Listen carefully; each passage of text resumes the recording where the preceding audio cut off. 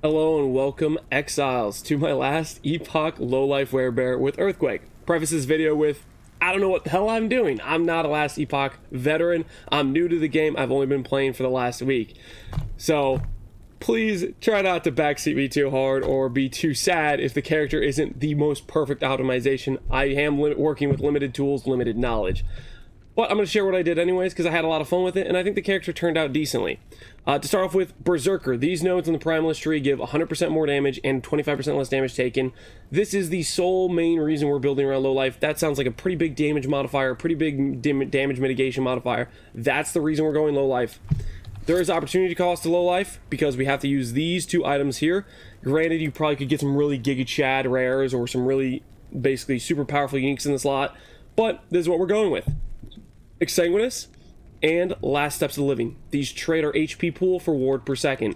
Basically how it works is as we drain our life pool lower and lower by these items, the life pool drain it does gets to a smaller and smaller amount because it's based on current life pool. So if we had, for example, if we had a lot more life, the ward or the life per second it drains down is bigger. But as it gets lower and lower, it eventually stabilizes with our health regen at about, I want to say, 5% of our life pool. With the leftover life pool, that life pool is generated as ward per second. So the more HP we have missing, the more ward per second we're generating. This means we can't really get anything like leech on our gear. At one point, I got a helmet that had a small percentage of leech on it, and it out-sustained all the degen from this, and then it bricked our ward, and it bricked our build, and I learned that day that leech is overpowered. At one point in this character, Dread or Perry were telling me, hey man, Exsanguinous isn't good. And they were a bit mysterious about why they were saying it wasn't good. But now I know one of the main reasons a ward is on the weaker end, or there is some strength to life on the counterpoint, is Leech is overpowered in this game. It's like Slayer Leech with Val Pact on steroids with just a little bit of percent leech. As long as your character deals some pretty good damage, you have crazy sustain. It's kind of funny to me. Anyways, that's a side point. This helmet cannot leech along with a bunch of extra crits, which allows us to basically crit cap. The unfortunate part with this is we need a Spriggan. Ultimately, on this character, I wanted to find a Bhauldurs Wrath with 1 LP and try to get melee crit on it to fix my crit and then allow me to spec something besides summon Spriggan. I never dropped it. That's that long story short. I never dropped it. And so we have been stuck with the Spriggan and he dies a lot, but it's okay. We've invested into life regen and we've invested into minion life on our passive tree, and we've gone the try to make him survive, and he survives most of the time in Monolith, but he still dies a lot, and it's a little bit annoying to remember to summon him. But sorry, I'm getting on a side tangent. Point is, for how this character works, we go for stats like life, strength, int, LE damage, fire damage, resistances when necessary. Those are the primary stats we're prioritizing, and then we need these. Basically 5 uniques here are the key items. Peak of the Mountain is basically when you're trying to get your crit capped. You go and fight the Lightless Arbor boss, and he drops this pretty often. He has like a 50% chance to drop this, and this helmet can roll LP pretty easily because its legendary potential number is 0, which is like the highest chance of getting LP on an item. And then you can get something like this. Ideally, if you can get plus Earthquake on it, you can deal like 50% more damage. Because Earthquake, the entire tree here is damage. Like, for example, if we got 2 more points, we'd have 150% more damage against chilled enemies. We have chance to chill coming from just the portion of nodes in our shaman tree right here. I know I've been told about the fact you can snapshot these nodes and you don't have to get these nodes in order to play Earthquake. I think snapshotting is not legitimate way to build a character. So I opt to get these points anyways, and they're not bad points. Attunement gives us damage, penetration gives us damage, and then this health is nice, and then chill chance is nice as well, because we need that for our build to take advantage of these powerful damage nodes here.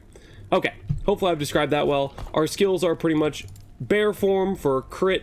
Some other static benefits like having our leap slam apply to maul, so it counts as a movement skill, so we can do the vine, so we can proc the earthquake. We also have swipe, which allows us to generate damage. It gives us Panther stacks, which give us 5% more damage per stack, so 35% more damage here, along with another 12% multi per stack, so that's another like 80 or 90 crit. So this is basically, whenever we're in between mauls, we're swiping to generate damage for the character.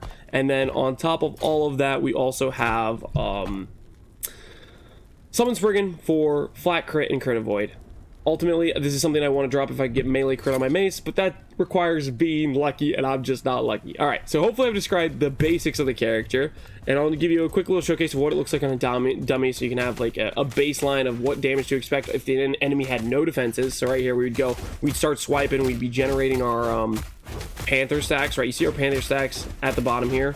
That is essentially giving us the 35% more damage, the crit multi, and then we would go for a maul like this, and that's when we hit the earthquake. And you can see the earthquake there was like 800k, a million. It hits really dang hard. In monoliths, I've been switching around to monoliths, so I haven't properly been pushing corruption, because I've been going between this one to try to farm a mace and this one to get a last steps, and I've been rotating between these, and then I also did some other ones. Point is, I only got to about 200 corruption with a bunch of mods on it. Usually pretty much every map boss you one shot, and then when it comes to an Orbis or the bosses of the zone, you take about maybe somewhere in the range of 5 to 10 earthquakes to kill a boss. So the fight, it actually has, weirdly enough, it ends up feeling somewhat like the playstyle of a dot build, where you don't necessarily have to have your swipes up. You kind of want it because it does increase your damage significantly, but if you need to, you can run around, go in and get your earthquake in, run around some more, and then go in and get your earthquake, because it's a matter of your character deals no damage, damage spike, no damage, damage spike, no damage, damage spike, based on proccing this earthquake that it is on a 5-second cooldown. When you hit that damage spike, man, it hits hard, but it also has that awkward feel of it doesn't always hit. I'll give you a quick showcase of what it looks like in a map so you can get a feel for it. This is a character where it's really quite tanky, or it feels quite tanky to me. I don't know what actually qualifies as tanky in this game, to be fair. It feels quite tanky. You kind of just run around, you go to the boss, and you can gimp the boss. The weakness of this build, in my opinion, is clear speed, because you're built around that 5-second timer, which is a pretty big detriment in terms of how often can you get to attack. If this was PoE, I'd rate its clear speed as F tier. Because it's last Epoch, I'm going to rate it as D tier, because last Epoch, right now, the mechanics and what you go for is really based around boss rushing. Right now, they need to add more content to the base game in terms of more mechanics, more things to do in maps besides just boss rushing. But right now, it's kind of just boss rushing, which means even though this character is limited to your big damage is only every 5 seconds you get to proc it, it usually only matters on the boss at the end of the arena. So clear speed isn't as important, in my opinion, from what I can tell. That being said, it's still on the weaker end. So the character is nice for if you want to be a bear that goes around and slams something hard every now and then, you're having a lot of fun. If you want to be clearing every single trash mob in existence, you're going to be in pain. So I'm just giving that reference. This is taking really long to load. Speaking of, this game is in beta, and there definitely are some flaws that have shined. And I'll probably just highlight the ones I've noticed the most for myself. Is I DC a lot. I have the dungeon brick on me a lot, where the door is unopenable. There are some issues. This is all stuff where this is their first time doing online play. If you are thinking about playing Last Epoch, I probably would recommend it in an offline mode, because right now they don't have the trade system in yet. They're going to be doing that in a later patch, and probably in a later patch they'll have multiplayer more figured out, more streamlined, more fluid.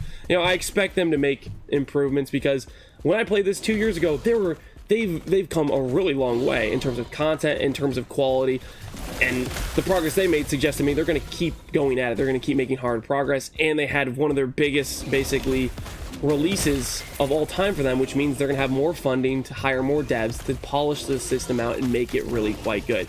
So, although there's like glaring flaws in the multiplayer and stuff, I'm still having fun with it, and I'm excited for them to improve it, I should say. Now, but hopefully you're seeing what I mean, where when I go on a map, it's like, yes, I can slam every like 2 seconds with 2.5 seconds with Maul, but only every other slam actually procs the earthquake to deal the big damage per se, that big firing, and it doesn't always hit all the monsters. That's what I'm talking about for the clear is lacking, or it's not that OP. But in terms of like boss rushing, when you just want to run around, you have this maul skill, which means you can go pretty far, pretty fast running around. And then when you get to a pack of monsters, you usually can slam most of the pack, right? Most of the pack is slammed. Now you see that hit, we didn't do earthquake. We didn't kill the boss in one shot. But when we proc earthquake, we get with the big damage, and wait, it still didn't die?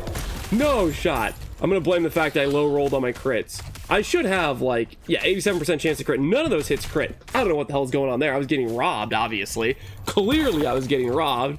But you get the idea of what I'm talking about. The clear is lacking, but the single target's good. I had fun playing the character. We got to about 4.8k ward EHP. This is one of those things where if you had LP means a lot, and you could push this much higher. You could probably go easily to 6k if you just had a couple LP on your Tears of Forest, a couple LP on the last episode of Living, but that would require more farming, and we didn't get there. Just to showcase this example, I have 15 int, which is a minimum roll T6 int on this chest piece.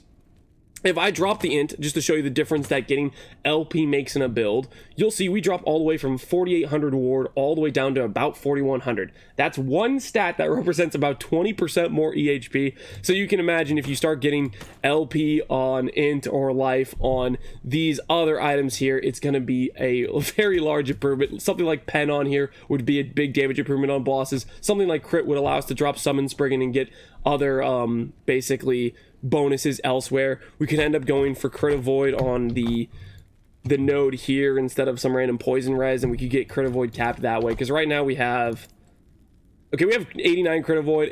We were really close there. It's basically probably one crit avoid roll on our gear plus the crit avoid on the passive, and we drop the Spriggan and we're crit avoid capped, stuff like that. Anyways, that's the character rolling with. That's the character I made. I had a lot of fun with this. I ended up doing up to roughly, what was I in this zone? I should actually go click this thing. I think it's like 200 corruption. I did 216 corruption. It felt like a complete cakewalk. I never had issues with this level of corruption. Whatever mods I was rolling, it didn't really matter. So I obviously think I could push this higher, but the fact that I kept rotating in between this node, and then I went over and did some other things where I was looking for amulets, and I kept rotating around. From what I understand now is that actually you're supposed to just push one zone really high, and then the other zones catch up quickly. Now I know for future builds, that's the way you're supposed to do it. But I was just kind of jumping around, just to be like, okay, I'll try for a mace. No, I'll try for boots. No, I'll try for a mace. No, I'll try for boots. Let me go look at some amulets over here. You know, I was like jumping around. It wasn't really the most efficient way to do things, and probably is why I didn't end up pushing higher corruption, but I had fun doing it. And then T4 dungeons, I ended up learning the stone titan heart fight and how to do that one. I could do that one consistently on this build. I did try a T4 Soulfire. I got the guy to like 30% HP, and then I died when I tried to revive my Spriggan because I kept standing in a bad area, and I more or less I should just let the Spriggan be dead on the ground, and then I could dodge abilities, and I maybe could have closed that one out. I'm not sure. I don't really know what's going on in that fight, and he deals a lot of damage, and I'm supposed to be like rotating my shield. I don't think I was doing the mechanics 100% right, but that one I think I probably could do with a little bit more practice. And then Jorah, that one I was just terrible at the mechanics. I died, I think, 5 times in a row to running with the laser. It's like a Maven laser, but they rotate faster, and they're way easier to dodge because they're pretty much always in the same spot, like the same circle, and the arena is always safe. But for whatever reason, I have a mental fortitude of I don't know, something that's slow in learning that a spinning laser is bad, and I shouldn't run with it because I kept dying to it. I'll try to do that fight in the future with more consistency, but for this character, I'm pretty happy with how it turned out. Hopefully you like me sharing the build, and as always, take care, Exiles. I'll see you next time. Oh, and tonight, Crangled League. I'm going to try that out, probably maybe make a video on it. We'll see how it goes. Anyways, peace out, Exiles. Have a good one.